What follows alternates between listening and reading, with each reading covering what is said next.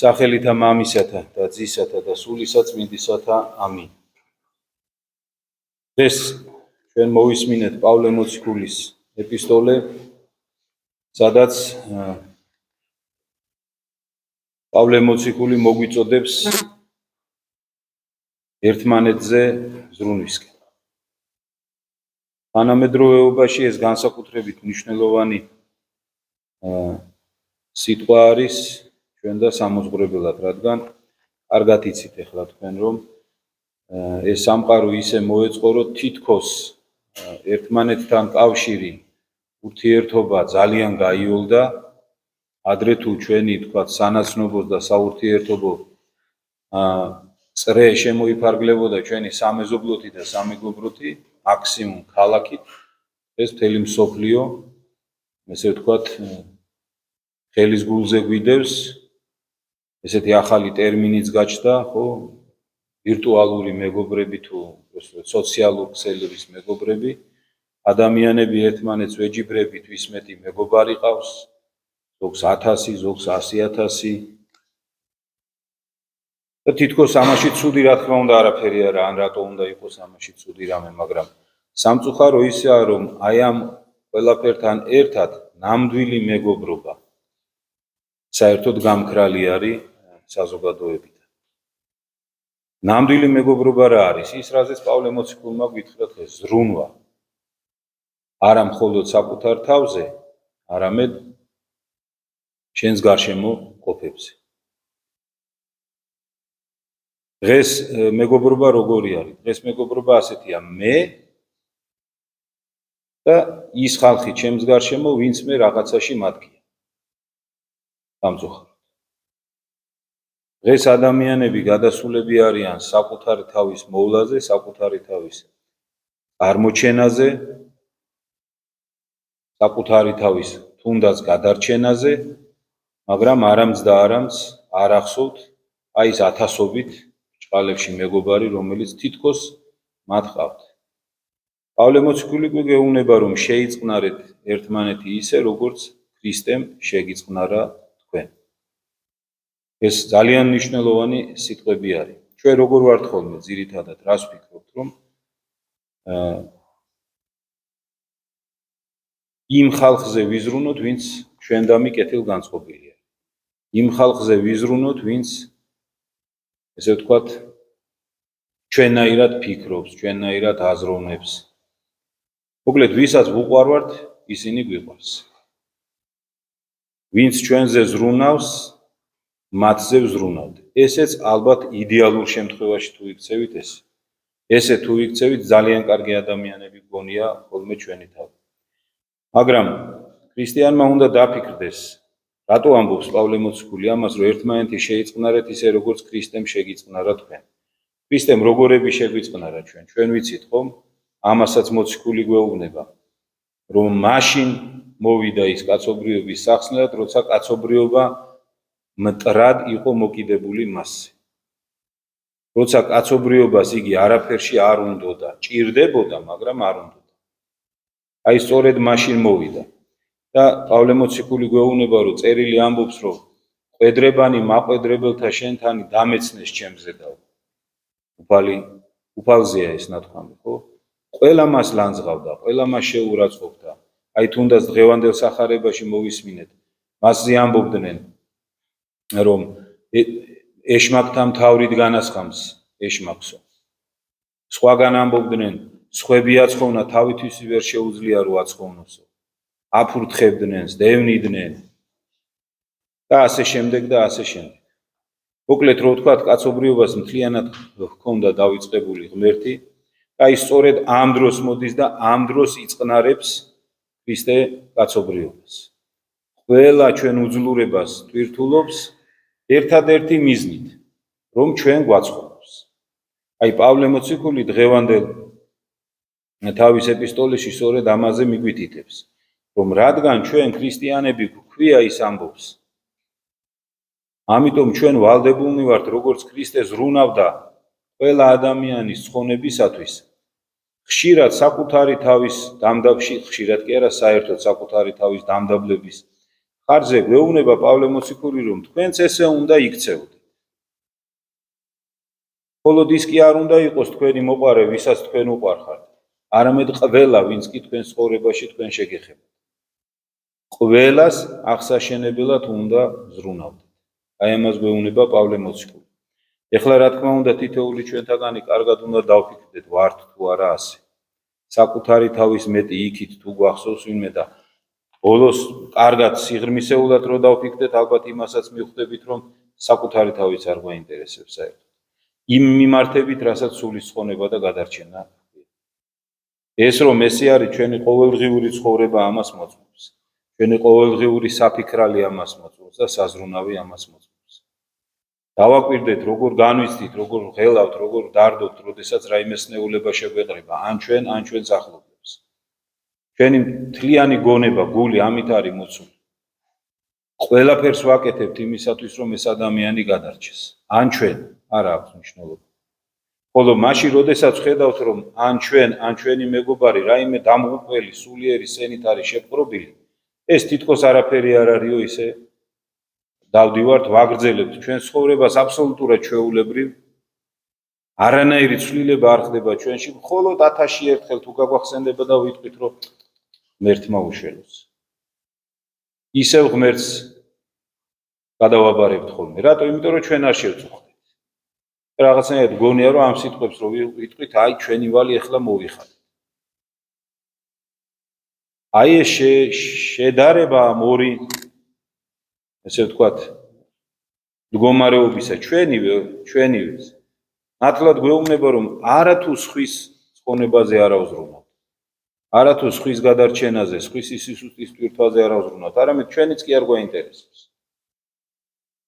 რადგან ასე რომ არ იყოს, მაშინ როდესაც მეგობარს ხედავ, რომ თქვათ მემთვრალეობის ცოდვით არის შეპყრობილი. და თუ შენ ნამდვილად გჯერა, რომ პავლე მოციქულის სიტყვები ჭეშმარიტებაა, სულიწმინდის მიერ ნაკარნახევი, რომ მემთვრალე ვერ ცხონდება, საზუფეველში ვერ შევა. თუ შენ ხედავ, რომ შენი მეგობარი თქვათ სიძვის ცოდვაშია, აქაც გახსენდება იგივე პავლე მოციქულის სიტყვები, რომ მეძავიც ვერ ცხონდება, ქურდი ვერ ცხონდება, მამათმავალი ვერ ცხონდება. და ასე შემდეგ და ბილ სიტყვა მაგინებელი ვერ ცხონდება. ესენი იცი. ესეთი ადამიანები შენს გარშემო მოტრიალებენ და შენ მათ არაფერს არ ეუბნები. ურთიერთობა ისევ ისე გრძელდება, თითქოს არაფერი. პავლე მოციქული დღეს გვეუბნება, რომ ესე არ არის, ესე არ გამოვა. შენ ეს ადამიანი არ გიყვარს, გძულს. ან უკიდურეს შემთხვევაში არ გაინტერესებს საერთოდ. ან ეს არის, ან მეორე არის, მაშინ შენ საერთოდ არ აგწამს ღმერთი. იმიტომ რომ იგივე პავლე მოციქული ამბობს, რომ თუ კაცი საკუთარ ახლობლებზე არ ზრუნავს, მას სარწმუნოება უარ უყვიეს. აი ამას გულისხმობ. ნახეთ, რას ამბობს პავლე მოციქული სხვაგან, სხვა ეპისტოლეში. რომ თუ კაცი საკუთარ საახლობლოზე არ ზრუნავს, მათ სულიერ გადარჩენაზე არ ზრუნავს, ის საკუთარ სარწმუნოებას უარყოფს. ეს ამას ნიშნავს და ამაზე თითოეული ჩვენთაგანი უნდა ვფიქრობდეთ, საკმაოდ ხშირად უნდა ვფიქრობდეთ. გამწუხაროდ ეშმაკმა მოახერხა, კიდევ ერთხელ ვიმეორებ, საოცრად მიუხედავად იმისა, რომ ესე ვთქვათ, ის ვერასდროს ვერ დაამარცხებს, ვთქვათ, ღმერთს და მის მორწმუნეს, მან მოახერხა ისეთი რამე, რომ თვითონ ადამიანს ამუშავებს საკუთარი თავის საწინააღმდეგოდ და ეს როგორ მოახერხა? გაფანტა ადამიანის გონება. იმდენი საზრუნავი გაუჩინა, იმდენი საფიქრალი გაუჩინა, იმდენი გასართობი გაუჩინა, რომ ადამიანის ტვინი ვეღარ ახერხებს კონცენტრირდეს მისთვის ნამდვილად მნიშვნელოვანზე. და დღენია და გაფანტულია ის. თუნდაც ეღარ ვახსენეთ ეს სოციალური ქსელები. ეს ვერც კი წარმოგვიდგენია თითოეულ ჩვენთაგანს რამხელა ზიანს გვაყენებს სინამდვილეში. კი რაღაცა მცირედი სარგებელი იქიდან გვაქვს, რა თქმა უნდა. მოვისმენთ რომელიღაცა თქვათ ქადაგებას ან რომელიღაცა წმინდა მამის ან რაღაც ბიბლიის განმარტებას. კი ეს სარგებელი იქ არის, მაგრამ უზარმაზარი ზიანი. უზარმაზარი ზიანი მოაქვს ამასთან ერთად. ჩვენ ქართველებს გამონათქვამი გვაქვს, რომ ერთ კასრ თაბლში კუპრი ჩააგდო ერთი კოზიო მთლიან კასრს გააფუჭებს. ჩვენ კი აი ამ კასრ კუპრში ერთი კოზი თაფლია სადღაც ჩაგდებული და აი იმის საგემებლად მთლიან ამ კუპრს ვჭამთ.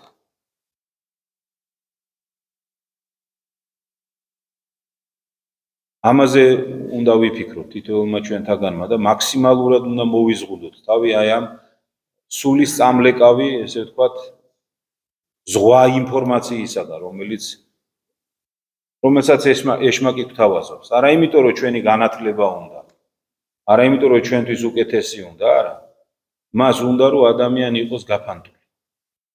ადამიანმა ვერ მოასწროს დაფიქრება საკუთარი სულის გადარჩენაზე.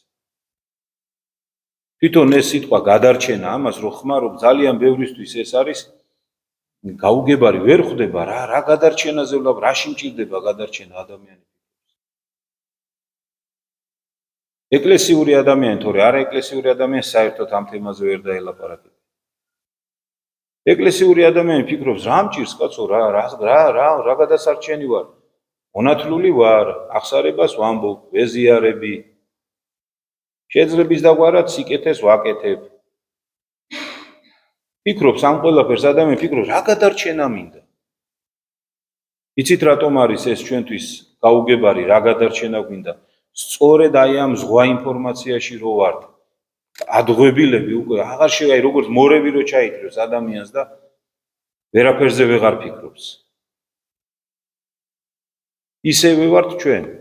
იმდენი რაღაცაა ჩვენს ტვინში დაფიქრებული, რომ რა გადარჩენა არის გადარჩენა. არაფერს უც არ ვაკეთებ, ჩემთვის ცხოვრობ, ას ვაშავებ, მაგრამ თუ ადამიანი მოიცლის ცოტა ხანი და წმინდა წერილს წაიკითხავს, აღარებას წაიკითხავს, უფლის მცნებებს გაეცნობა, მერე მიხვდება, რომ და ამასთანავე ერთად შეეცდება მათ შესრულებას. მიხვდება, რომ გადარჩენა და შველა ჭირდება. მიხვდება, რომ ჩვენი სარწმუნოება სულაც არ არის, როგორც ეშმაკს უნდა წარმოგვიჩინოს ისეთი რაღაცნაირი, არ მინდა ხაც სხვანაირი სიტყვა ვიხმარო, რბილი. ზოგს გონია, რომ ქრისტე არის, ესე ვთქვათ, იმისათვის, რომ აი თქვენ როგორც გინდათ ისე იცხოვრეთ და მე მერე გაცხოვრებთ. ესე გონიათ. ღმერთი სიყვარულია, ღმერთი სახიერია, ღმერთი მოწყალია, ეს სიტყვები დაგვიხვევია ხელზე და რაც შეიძლება ხშირად ვიგონებთ და ვახსენებთ ერთმანეთს. ამას იმიტომ კი არ ვამბობ, რომ ღმერთი ან სიყვარული არ არის, ან სახიერი არ არის, ან კაცთმოყვარი არ არის, ან ჩვენი ცოდვების პატიება არ უნდა, არა. რა თქმა უნდა ესეა. მაგრამ ღმერთი სამართლიანია. ქრისტე ძალიან მომთხოვნია. ზოგს გონია, რომ ქრისტე მომთხოვნი არა, ძალიან მომთხოვნია. გახსოვთ 1-2 კვირის უკან წავიკითხეთ. რა გითხრა, ვინც დედა, მამა, ძმა, შვილი, ჩემზე მეტად შეიყვაროს, ის არ არის ჩემი ღირსი. ეს სიტყვები რას ნიშნავს, აბა დაფიქრეთ. ეს არის იმ ადამიანის სიტყვები, ვინც გვეუბნება, რომ არაფერი თქვენ როგორც გინდათ ისე იცხოვრეთ. მთავარია თქვით, რომ ქრისტე თქვენი ღმერთია და უფალი მიწოდეთ. დანარჩენს პატიობთ ყველაფერს. არა ბატონო. უფალი სხვაგან გვეუბნება, რომ ბევრი მეტყვით, უფალო. მე გეტყვით არ გიცნობთ. ეს არის ის უფალი, რომელიც ყველაფერს პატიობს? არა, აბა დაფიქრდით, ნახეთ. გვეუბნება, რომ მოხვალთ, დამიძახებთ უფალო, სხვაგან გვეუბნება, მოხვალთ, კარებზე კაკუნს დაიწყებთ და არ გაგიღებთ, იმიტომ რომ დაგაგვიანდათ. გვეუბნება კიდე ერთხელ გავმეორდები, რომ დედას და მამას და შვილს ჩემზე მეტად თუ შეიყვარებ, შენ ჩემი ღირსი არ ახარ. კიდე სხვაგან გვეუბნება, რომ თუ მარ აიღებ შენ ჯვარს და მე არ შემომიდგები, ვერ შეხვალ სასუფეველში. და ეშმაკს უნდა რომ აი ეს ყველაფერი დავივიწყოთ და გვახსოვდეს მარტო რომ სახიერია და კაცთმოყვარია.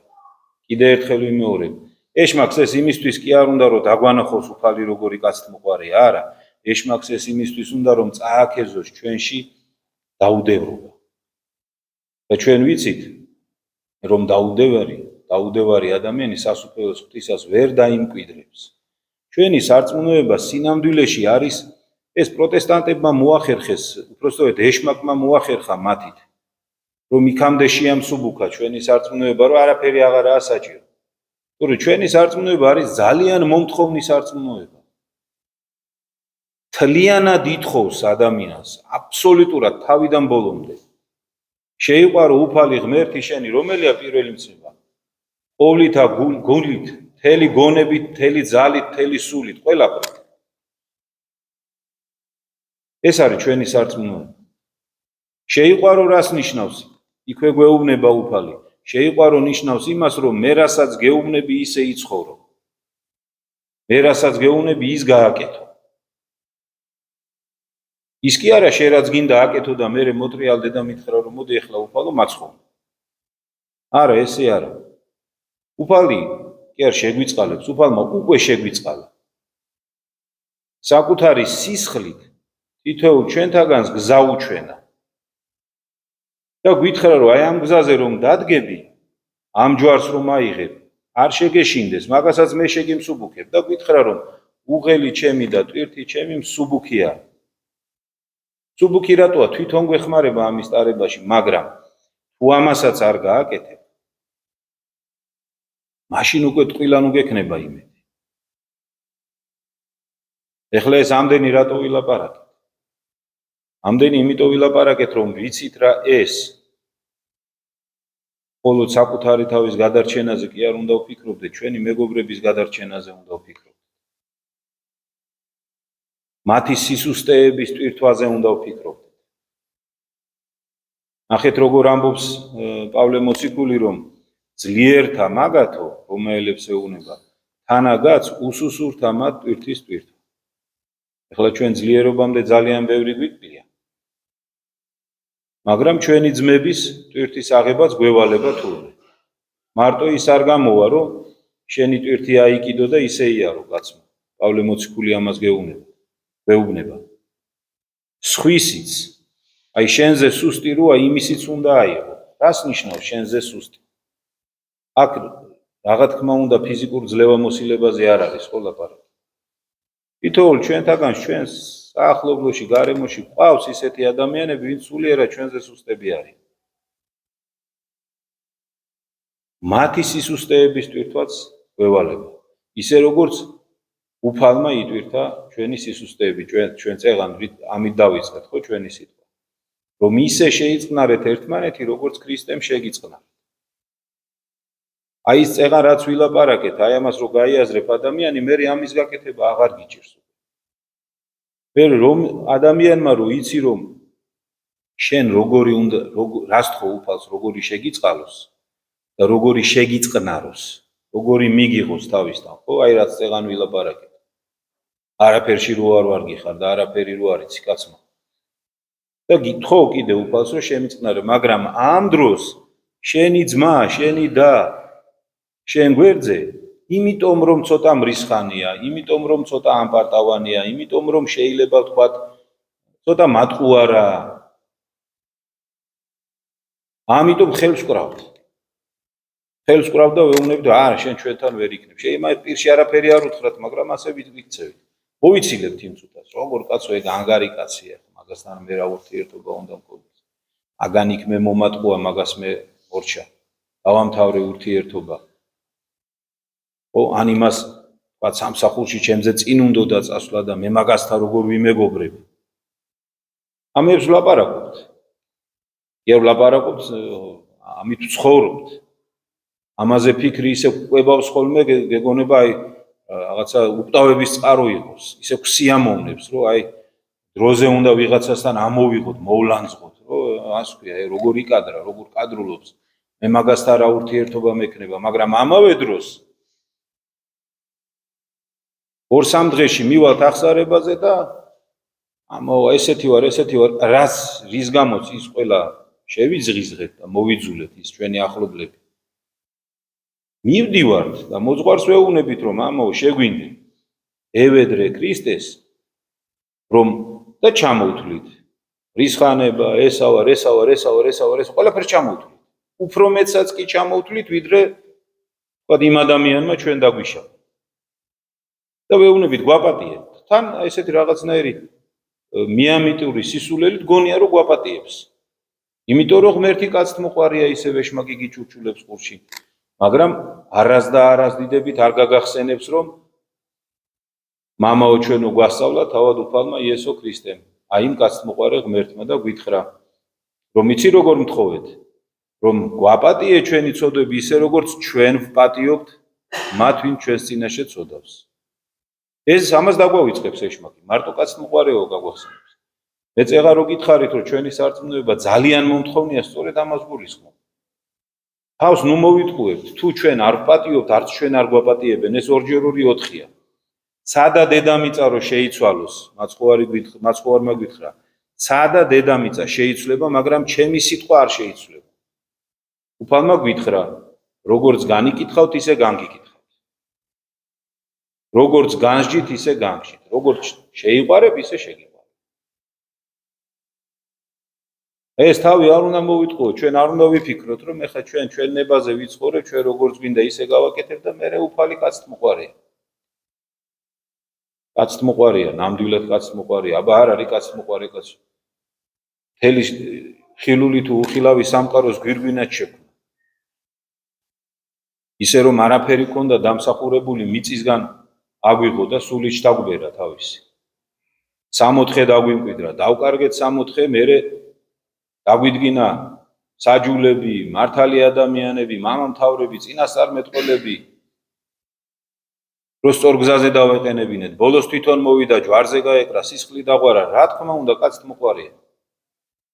მაგრამ მერე ამ მსხვერპლის შეურაცხყოფას უკვე არავის აღარ აპატიებს. ერთმა შეგვაძლებინოს, რომ აი ამ პასუხისგებლობის გააზრებით ვიცხოვროთ. ჩვენ გამოსყიდულნი ვართ, ძალიან დიდი მსხვერპლია ჩვენში გადახდილი, ძალიან დიდი ფასია. ღმერთკაცის სისხლია გადახდილი ჩვენში. აი სწორედ ამასა აქვს ფასი. შეიძლება ჩვენ ერთმანეთის წინაშე რაღაც ცოდვა რო ჩავიდინოთ, ეს იმხელა დანაშაული არა, იგივე ცოდვას, როდესაც ღვთის წინაშე ჩავდივართ. იმიტომ რომ თუ ვის წინაშე ჩადიხარ ცოდვას, ამას უდიდესი მნიშვნელობა აქვს. ადამიანი ერთნაირად არ ისჯება, ვთქვათ, თავიზე მდაბიო ადამიანის შეურაცხყოფისათვის და მეფის შეურაცხყოფისათვის. რა თქმა უნდა, მეფის შეურაცხყოფა მისი ღირსებიდან გამომდინარე უფრო მეტად ისჯება. ასევე არის აქაც. ჩვენ ერთმანეთს არ ვპატიობთ მცირედ უყურადღებობასაც კი. აი დავფიქრდეთ რა, ვიღაცამ დაბადების დღე რო არ მოგილოცოს, ისე გეწყინება, გეგონება, სადა დედამიწამ დაკარგა დედაენა. როგორ არ გავახსენე. და იგივეს შემოქმედი ღმერთის მიმართ ჩავდივართ ყოველ დღე. და ეს გონია რომ დიდი არაფერი დანაშაული არა. ერთმა შეგვაძლებინოს, კიდე ერთხელ გავმეორდები, რომ იმ პასუხისგებლობის გააზრებით ვიცხოვროთ, რა პასუხისგებლობას თითოეულ ჩვენთაგანს აკისრია. ღვთის წინაშე თუ ერთმანეთის წინაშე. არ ვიცხოვროთ ისე, რომ თითქოს ამ ქვეყანაზე მარტონი მოვედით და ახლა არავის წინაშე ვალდებულებები არ გვაქვს. დღეს ეს მოდაშია, ხო ეს სიტყვა, რომ ახლა რა ვალდებული ვარ. თავარია ვინმეს არ ვავნო. ესე არ არის ბატონო, დიახაც ვალდებულები. მით უმეტეს ჩვენ, ვისაც ქრისტიანები გვქვია. იმიტომ რომ იმის სახელს ვატარებთ, ვინც თითოეული ადამიანისთვის და უკანასკნელი ცოდვილისთვისაც კი სისხლი დაღვარა ჯვარზე. უცოდველმა ჩვენი ცოდვების გამო სასჯელი მიიღო. და ჩვენ რა გაგვამართლებს, ქრისტიანები ვართო ვიძახით. ერთმანეთზე არ ვზრუნავთ. ერთმანეთის მცირე რაღაცა სისუსტის მოთმენა არ გვინდა და იმ წუთას მოვიცილებთ ერთმანეთს. იმ წუთას შევიძულებთ ერთმანეთს. რომ როგორ კაცო ის ესეთია, მე მაგასთან რა ურთიერთობა უნდა მქონდეს. ან კიდე სხვანაირად. აი როდემდე მოუთმინო მამაო. აი ესე იქცევა, როდემდე მოუთმინო. აი როდემდე შენი სული ცხონება გინდა, იქამდე მოუთმინო. როცა გადაწყვეტ რომ შენ გინდა სული დაკარგო და ჯოჯოხეთში მოხვდე, მაშინ აღარ მოუთმინო. მაშინ თამამად უთხარი და პირში მიახალე ყველაფერს, რასაც ფიქრობ. გალანძღე, გათათხე და ცხოვრებაში თავი აღარ ააწევინო ზემოთ. ოღონდ მაშინ ქენი ეს ადამიანმა, როდესაც გადაწყვეტ რომ მზად ხარ ზუსტად იგივე ღვთისგან მოისმენ. და ჩვენ ხო ვიცით რომ ადამიანები ამას მოისმენ. ეს ხო რაღაცა ჩვენი მოგონილი არა, ეს ხო წმინდა წერილიდან არის. უფალმა ხო თქვა რომ იქნება მეორე სამსჯავრო, სადაც ის ძალიან ბევრ ადამიანს ეტყვის, რომ წადით ჩემგან წარსაწმედელში წეუნო. იქ იმ ადგილზე, რომელიც ეშმაკისთვის და მისი მიმდევრებისთვისაა გამზადებული. ეს ხო ვიცით რომ ამას მოისმენს ადამიანები. მაგრამ გონია რომ ეს ჩვენ არ ვიცით. ისე ვიცხოვრებთ, როგორც უფალი ამბობს, რომ აი ესე თუ იცხოვრებო, ამ სიტყვებს მოისმენო. მაგრამ გონია რომ რაღაცა ესე არ იქნება. აი თუ გვინდა ესეთი ცეცხლი თავიდან ავირიდოთ, აი ესეთი საშინელი სიტყვების თავიდან არიდება თუ გვინდა, უმარტივესი ხერხი გვასწავლა უფალმა. არ განიკითხო და არ განიკითხე. აი მე როდესაც ჩემი ძმა შურიანია, ამპარტავანია, მრისხანია, რა ვიცი, 1000 სხვა. მე როდესაც ამას ვითმე და სიყვარულით ვუბრუნებ მას მაინც ყველაფერს. ის რო გამირისხდება, მე მოვეფერებ. ის რო მომატყუებს, მე ყოველთვის მის გვერდზე ვიქნები. არ განვიკითხავ, ბოლომდე ვეცდები მისი სული. მიას კი არ ვამბობ, რომ მე ხლა ადამიანი ქურდობდეს, ყაჩაღობდეს, ეძავობდეს და მე იმის გვერდზე ვიყო და ვეფერებოდე, უი რა კაია ესე რო შეგვივა, არა ბატონო. როდესაც ზრუნვაზე ვლაპარაკობთ, აქ ეს რას ნიშნავს, იცით, მე ვცდილობ ამ ადამიანის გამოსწორებას. ხელს კი არ ვკრავ. მიყვარს და ვცდილობ, რომ გამოვასწორო. თუ იძულებული გავხდი, ისევ მისი სულის გადარჩენისთვის შეიძლება ხელიც ვკრა. შეიძლება მკაცრად უთხრა, რომ შენ ჩემთან გვერდზე ვეღარ დადგები. მაგრამ ეს უნდა მომდინარეობდეს იქიდან, რომ მე მასზე ვზრუნავ. და არა იქიდან კი არ უნდა გამოდიოდეს, რომ მე ამის გვერდზე როგორ დავდგები.